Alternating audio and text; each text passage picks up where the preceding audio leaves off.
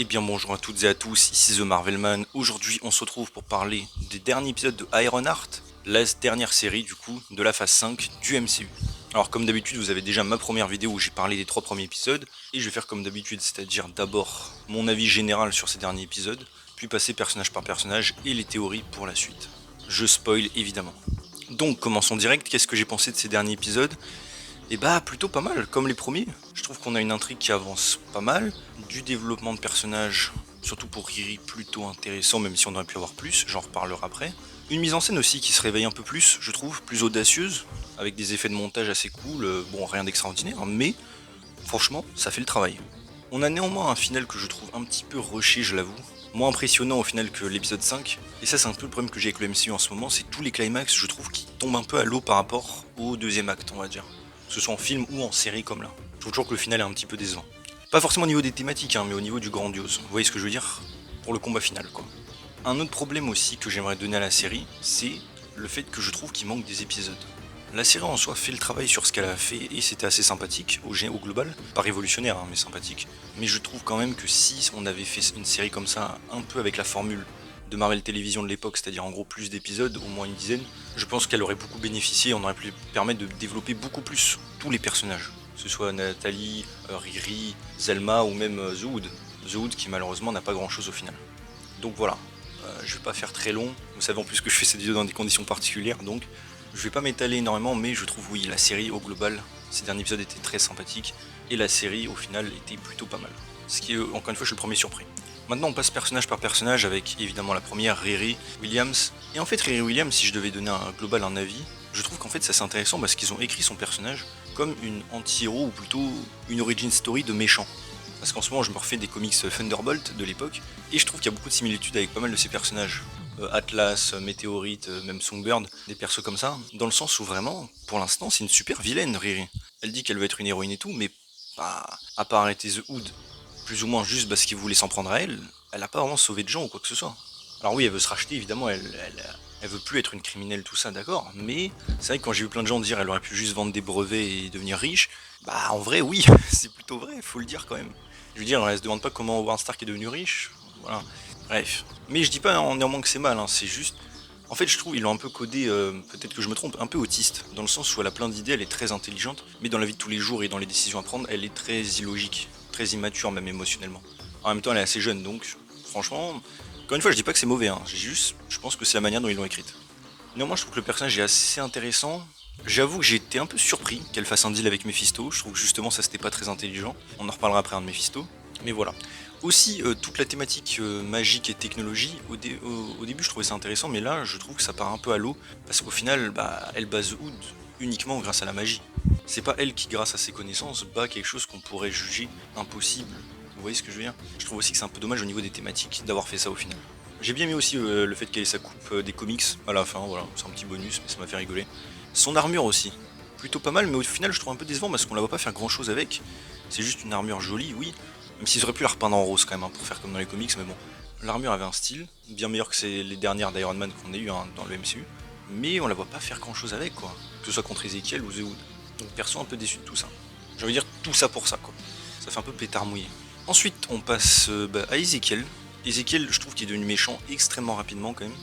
Même si dans l'histoire c'est assez logique, mais encore une fois, si on avait plus d'histoire, plus de développement, comme dans les anciennes séries MCU, les flashbacks même avec Obadiah, ça aurait pu être très intéressant et ça aurait été une bonne occasion de ramener l'acteur en plus.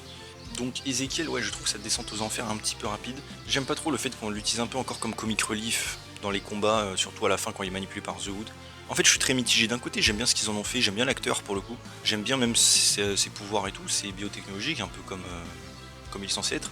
Mais même le fait qu'il reste ennemi avec Riri à la fin, tout ça, je trouve que ça fait vraiment je suis méchant parce que bah, j'ai que ça à faire quoi. J'ai pas kiffé, on va dire. Ça va, hein, le perso a du potentiel, mais voilà. Pour le coup, je pense qu'il aurait beaucoup plus bénéficié d'être dans Armor Wars par exemple.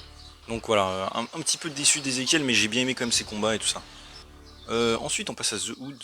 The Hood, pareil, un petit peu déçu, j'avoue, je pensais qu'on en aurait plus, au moins un vrai flashback. Et au final, on n'a pas grand chose de nouveau. Juste son père, oui, il voulait pas de lui, du coup il a la haine, du coup il veut tout de la thune. Oui, ok, mais c'est un peu ce qu'on savait déjà, quoi. C'est pas une grosse révélation, et voilà, j'aurais aimé voir bien plus, par exemple, de la relation avec son cousin, là, John. Parce que, excusez-moi, de son point de vue, c'est lui le gentil, hein. C'est Riri qui a tué son frère, hein, de sa manière, aucune raison. Bref, j'aurais aimé vraiment en voir plus sur The Hood.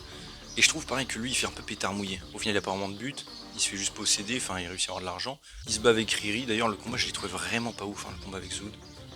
Quand il commence à être à moitié possédé, ouais c'est un peu stylé mais franchement ça a duré 2 secondes et elle se fait battre d'une technique un peu banale. Franchement, tout ça pour ça quoi.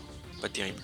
Son gang aussi, ouais, ils se sont fait éclater par Riri. Riri d'ailleurs qui résiste beaucoup, je trouve, aux attaques des deux là. Les deux là qui se battent bien, bon j'ai trouvé ça un petit peu facile aussi. Même si au moins c'est cool, on voit qu'elle se débrouille grâce à ses compétences et ça c'était sympa. Parlons de Mephisto. Mephisto du coup, Sacha Baron Cohen, qui est donc arrivé. Et donc on a bien une espèce de délire avec est-ce que c'est Dormammu. Et ça j'ai bien aimé honnêtement. Jusqu'au bout j'étais pas sûr du coup de est-ce que ça allait être Mephisto. Et au final si.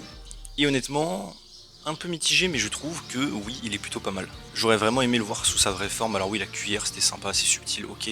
Je trouve ça un petit peu pareil pétard mouillé de pas nous le montrer complètement. Mais admettons, il était plutôt pas mal, plutôt manipulateur. On voit qu'il est, ouais, il est pas mal, il est pas mal. Je suis convaincu. Mais pour l'instant, je dois dire que je préfère quand même en termes d'humain, quoi. Je préfère le Mephisto de Ghost Rider 1 pour le peu qu'on en ait vu. Je trouve qu'il était bien plus malaisant, bien plus fibre. Là, j'ai vu plus un bon manipulateur que quelqu'un qui fait vraiment peur et tout. D'ailleurs, par contre, j'ai détesté le fait qu'il y ait une blague sur son nom, Mephisto. J'étais sûr qu'ils pourraient pas s'empêcher de faire une blague sur ça, et évidemment, ils l'ont fait, mais bon. Mais comme j'ai dit, assez surpris du coup de comment il a fait. Enfin, je veux dire, comment il a conclu un pacte avec Riri, honnêtement, très surprenant. Vite fait aussi, je voulais passer à Zelma Stanton, qui est vraiment très forte pour le coup, là. C'est pas une sorcière débutante, je trouve. L'actrice est vraiment parfaite pour le rôle. Pour le coup, Comics Accurate à 100%, faut le dire aussi. Donc j'aime bien le casting, j'aime bien aimé le personnage du peu qu'on en a vu, mais voilà quoi, pour l'instant il raconte pas grand chose d'intéressant, et j'avoue que c'est un peu Deus Ex Machina, genre c'est vraiment, elle vient sauver la situation, débloquer le scénario quoi, ça c'est vrai quand même, faut le dire. Mais pourquoi pas, pourquoi pas. Je dirais pas je suis très curieux de la revoir, mais oui, pourquoi pas. En tout cas l'actrice est très très bien castée. Et voilà, je pense que j'ai fait un peu le tour, encore une fois je peux pas m'éterniser beaucoup, vous le savez, avec les conditions que je fais la vidéo. Mais je voulais passer quand même à des théories pour la suite, avec donc déjà le deal. Riri a fait un deal avec Mephisto et elle commence à le payer de son âme, on peut le voir. Alors, comment ça va être abordé tout ça? Moi j'aurais pensé Ironheart saison 2, parce que du coup la réalité a été réécrite, Nathalie est vivante cette fois. C'est un truc de ouf quand même d'avoir fait ça. Est-ce que ça va jouer un rôle tout ça? Bah honnêtement, je vais vous le dire honnêtement, j'ai aucune idée de quand ça peut être résolu. Le seul moyen que je verrai c'est peut-être Black Panther 3, s'il peut caser une histoire puisque le perso est déjà apparu dedans. Mais sinon, non, je pense que ça aurait pu être résolu dans une saison 2. Même les Young Avengers, si Kamala était venue recruter Riri ou quoi, ça aurait pu être sympa. Là, on n'a pas eu le cas, ça n'a pas été le cas, donc je sais pas du tout quand le perso va revenir et s'il va revenir. Et honnêtement, je vais pas mentir, est-ce que j'ai envie d'une saison 2? Bah oui, honnêtement oui.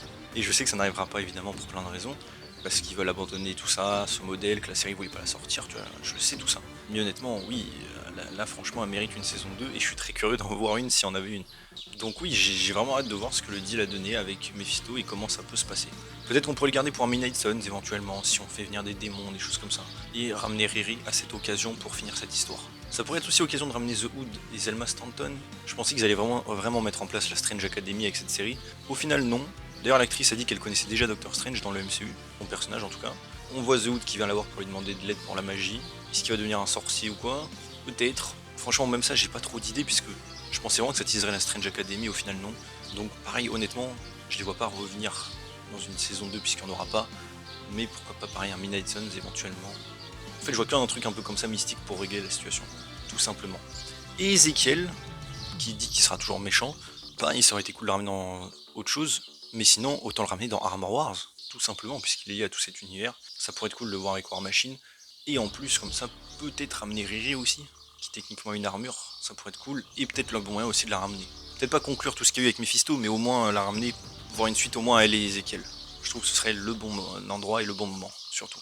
Voilà, je pense que j'ai un peu fait le tour. Donc voilà, désolé encore pour les conditions, je pense que ce sera monté vraiment à l'arrache la vidéo. J'espère néanmoins que ça vous a plu. Si c'est le cas, n'hésitez pas à vous abonner, liker, commenter, partager, activer la cloche, à me suivre sur mes réseaux sociaux en description. Et on se retrouve bientôt pour une vidéo, salut tout le monde.